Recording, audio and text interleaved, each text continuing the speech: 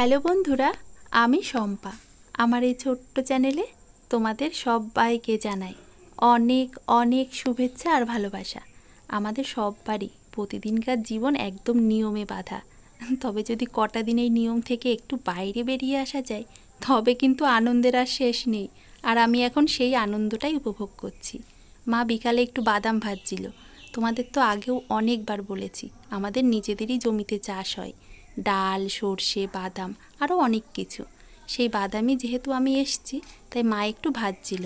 আমি না বাদাম ভাজা খেতে ভালোবাসি, তবে এই বাদামটা ভাজা তেমন খাওয়া হয় না, সবসময় কিনেই খাওয়া হয়, কারণ এই বালিতে ভাজা টাজা আমার দ্বারা ওইসব হবে না। তাই আমি এসছি বলে মা একটুখানি বাদাম ভাজলো। আর এখন এই যে চলো আমার সাথে তোমরাও। আমি যাচ্ছি হৃদ আর মিমিকে খুঁজতে। বাবা না সকাল সকাল হৃদ আর মিমিকে নিয়ে রাস্তায় বেরিয়ে পড়েছে, তাই আমি একটু খুঁজতে যাচ্ছিলাম তারা এখন কোথায় আছে।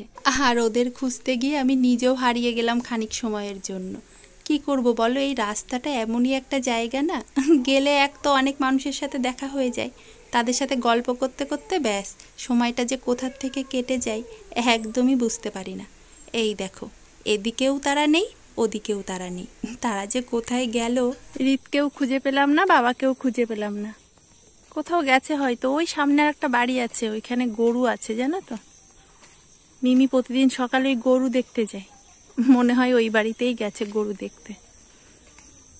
চলো একটুখানি এই পুকুর পাড়টায় বসি, তাদের আর দেখা নেই। ওই দেখো গাছে কাঁঠাল দেখেছো, কিন্তু যাদের কাঁঠাল তারাই আর বাড়িতে থাকে না।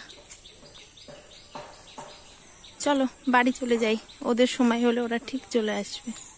ও বাড়ি থেকে আসার আগে তোমাদের বলেছিলাম না আমার মার কাছে এই চাদরগুলো অনেক আছে, তোমাদের দেখাবো। আমাকে আর কষ্ট করে বের করতে হয়নি, এসে দেখি এটা পাতাই ছিল। আরও আছে, এটা পাতা ছিল তাই তোমাদের দেখালাম। আর এইসব বিছানার চাদর এখন থাক, এখন যেটা দেখাচ্ছি সেটা দেখো। এই দেখো কি সুন্দর না, আমার মার হাতের কাজ। আমার মার অনেক গুণের মধ্যে এটা একটা। আমার মা না দারুণ সুন্দর সেলাই করে জানো তো। এগুলো তো কিছুই নয়, খুবই সামান্য তোমাদের দেখালাম। আমার কাছে মার যে বড় কাঁথা আছে, একদিন সময় করে তোমাদের অবশ্যই দেখাবো। ওপরের ওই কাঁথাটাও মা সেলাই করেছে। ডিজাইনগুলো তো অসম্ভব সুন্দরই, তোমরা ফোনে কতটা বুঝতে পারছো জানি না, তবে ডিজাইনের বাইরে দেখো ওই যে সাদা সুতো দিয়ে একদম ছোট্ট ছোট্ট সেলাইগুলো কতটা নিখুঁতভাবে মা করেছে, দারুণ সুন্দর।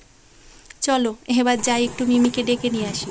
মিমি তো খেলা করছিল এদের সাথে, এসে দেখি মিমি পুকুরের ওপরে দাঁড়িয়ে আছে, আর ওর বন্ধু বান্ধব সবাই এই যে চান করছে। আর মিমি ওপরে দাঁড়িয়ে দাঁড়িয়ে দেখছে ওর বন্ধুরা কিভাবে চান করছে। আর আমাকে দেখা মাত্রই কি বলে জানো, ও নাকি পুকুরে চান করবে। কত উঁচু দেখেছো কত। দিতলি দেখি ওইখানে কতটা জল, ডুবু দিয়ে দেখা।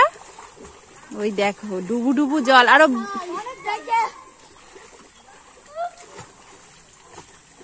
মা বলছিল জানো তো সাঁতার শিখিয়ে দেবে, কিন্তু কি বলতো ওই নেমে শিখ। মাম্মা চলে আসো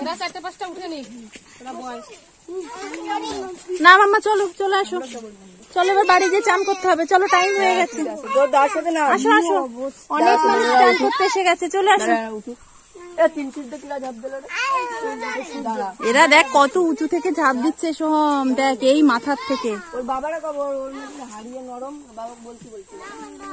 এই মাম্মা আম্মা চলে আসো, চলে আসো।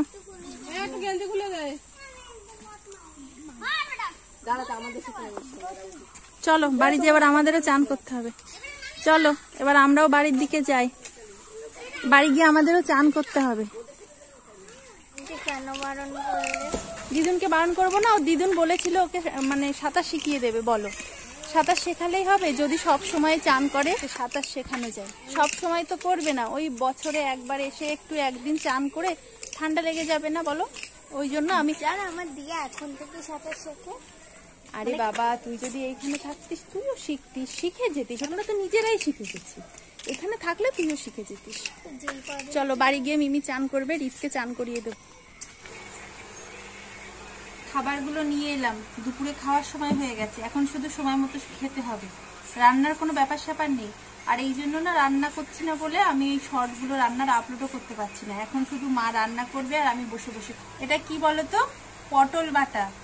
আর এটা হলো সেই পটলের বীজগুলো, একটু বেশ পাকা পাকা, মানে ফেলে দেবো। এইসব পাকা বীজগুলো খেতে না আমার আর মা আর দুজনেরই ভীষণ ভালো লাগে, ওই জন্য আলাদা করে এটাও ভেজে রাখা হয়েছে।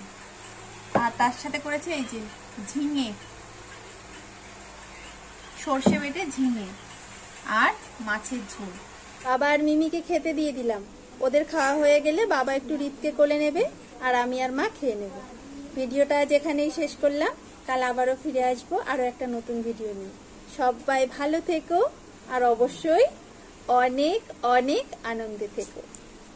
টাটা।